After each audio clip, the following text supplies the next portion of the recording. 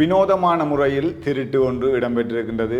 குறிப்பாக தாளையடி பகுதியில் நேற்றைய தினம் இரவு வேளை வினோதமான முறையில் திருட்டு சம்பவம் ஒன்று இடம்பெற்றிருக்கின்றது. அதன் ஊடாக சிசிடி காணொலி மூலம் அந்த திருடனை பிடிப்பதற்கு போலீசார் நடவடிக்கையை முன்னெடுத்து வருகின்றனர். பல இடங்களில் பலவிதமான திருட்டுகள் இடம்பெற்றுக் கொண்டிருக்கின்றது. அண்மையில் கூட யாழ்ப்பாணத்தில் இருக்கின்ற ஒரு பிரபல ஆலயத்தில் உண்டியலை உடைப்பதற்காக திருடன் உள்ளே நுழைந்து அந்த உண்டியலை உடைத்து திருட்டு மேற்கொண்ட விடயத்தையும் கூட காணொலி மூலம் சிசிடியில் பல சமூக வலைதளங்களில் பரவியிருந்ததும் குறிப்பிடத்தக்கது. அந்த திருடன் போலீசாரால் பிடிக்கப்பட்டு நீதிமன்றத்தில் முற்படுத்தப்பட்ட நடவடிக்கையும் அனைவரும் அறிந்த விடயம். அதே போல நேற்றிரவு தாளையடி பகுதியில், அதாவது ஒரு வித்தியாசமான முறை என்று சொல்லலாம், இருட்டாக இருக்கின்றது. ஒரு கையில் கத்தியையும் ஒரு கையில் ஒளிக்காக டோச்சையும் பயன்படுத்தி தான் யார் என்று தெரிகிற அளவுக்கு அந்த சிசிடி மூலம் அவருடைய முகம் அனைத்தும் தெரிகின்றது. அதாவது தேவாலய பகுதியாக இருக்கின்றது. தேவாலயத்துக்கு அருகில் வந்து அதில் இருக்கின்ற உண்டியலை அவர் துறக்கின்ற காட்சி கூட வெளியாகி இருக்கின்றது. குறிப்பாக இவ்வாறு பல இடங்களில் பல திருட்டுகள், பல கொள்ளைகள்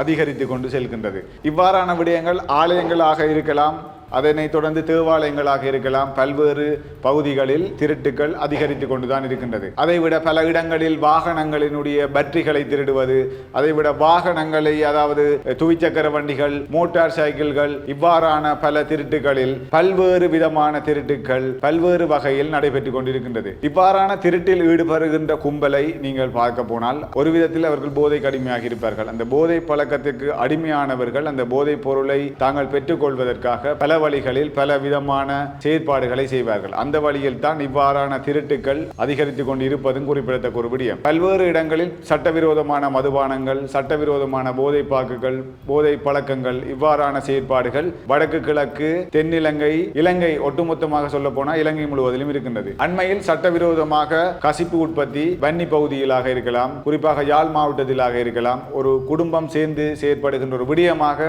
வருகின்றது. என்னென்னு சொன்னால் அண்மையில் கூட கைது பண்ணப்பட்டிருக்கின்றார்கள். கணவன் மனைவி உட்பட இருவர் கசிப்பு உற்பத்தியில் ஈடுபட்டு கொண்டிருந்த வேளையில் இருவரையும் கைது செய்யப்பட்டது. இவ்வாறு பல செயற்பாடுகள், சட்டத்துக்கு புறம்பான செயற்பாடுகளும் இருக்கின்றது. இவ்வாறான செயற்பாடுகள் பலர் சமூக வலைதளங்களில் பதிவாகி கொண்டுதான் இருக்கின்றது, ஊடகங்களிலும் பதிவாகி கொண்டுதான் இருக்கின்றது. இவ்வாறான முறையில் தான் நேற்றைய தினம் இடம்பெற்ற தாளையடி பகுதியில் அந்தோனியார் ஆலயத்தில் இடம்பெற்ற திருட்டு சம்பவம் தொடர்பாக போலீசார் விசாரணைகளை மேற்கொண்டு வருகின்றார்கள். குறித்த திருட்டு சம்பவத்தில் சிசிடி காணொலி மூலம் அந்த திருட்டு சம்பவத்தில் ஈடுபட்ட சந்தேக நபரை தேடும் செயற்பாட்டில் போலீசார் முன்னெடுத்து வருகின்றதும் குறிப்பிடத்தக்க ஒரு விடயம். மேலதிக விசாரணைகளை போலீசார் முன்னெடுத்து வருவதும் குறிப்பிடத்தக்கது. மற்றொரு தகவலினூடாக சந்திக்கும் வரை வணக்கம்.